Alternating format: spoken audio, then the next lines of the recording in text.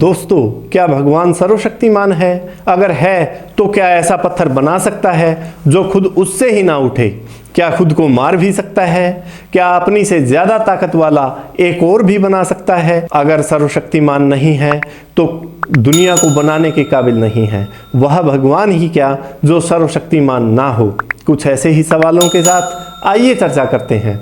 नमस्ते साथियों, मैं यतींद्र आपका आर्य सोसाइटी पर स्वागत करता हूं। साथियों, सर्वशक्तिमान का, ऑलमाइटी का अर्थ है सबसे ज्यादा शक्तिशाली, सबसे अधिक ताकतवर, ना कि सब कुछ करने वाला।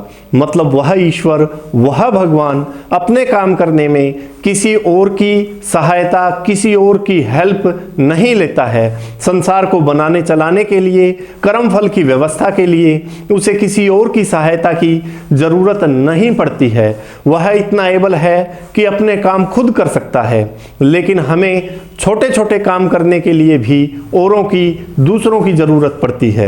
और औरों की हेल्प के बिना हम कितने काम कर सकते हैं इसका अंदाजा लगाया जा सकता है। लेकिन सर्वशक्तिमान होने से भगवान अपने काम बिना किसी दूसरे की मदद के अपने आप कर लेता है। अगर यह कहा जाए कि सर्वशक्तिमान सभी कुछ कर सकता है तो क्या इम्पॉसिबल काम, मतलब असंभव कार्य भी वो कर सकता है? क्या वह दुखी हो सकता है? क्या अपनी पावर को या शक्ति को कम कर सकता है? नहीं, ईश्वर गुण, कर्म और स्वभाव के विरुद्ध कुछ नहीं कर सकता है। इसी तरह से क्या भगवान दयालु है या न्यायकारी है? अगर दयालु है तो न्याय कैसे करेगा, और न्यायकारी है तो दया कैसे करेगा? तो साथियों, ईश्वर दयालु भी है और न्यायकारी भी है।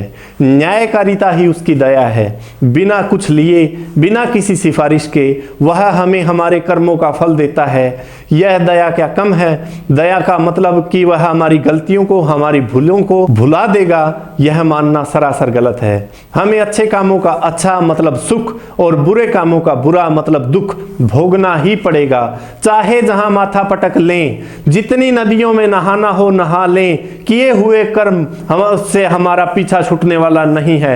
निश्चित रूप से कर्मों का फल भुगतना ही पड़ेगा। लेकिन वह दयालु कर्म फल की व्यवस्था करता है, उसके न्याय करने में ही हमारी भलाई है। अगर ईश्वर न्यायकारी ना हो तो सब बिगड़ जाएगा। चाहे जिसे दुखी कर दे, चाहे उसे सुखी कर दे, तो संसार का ताना बाना ही बिगड़ जाएगा। उसकी यह दया क्या कम है कि पहले जीवों की भलाई के लिए संसार बनाता है, सबकी भलाई के लिए कर्म फल की व्यवस्था करता है। उसकी न्यायकारिता ही तो उसकी दया है। इस दुनिया में न्याय कहां सस्ता मिलता है?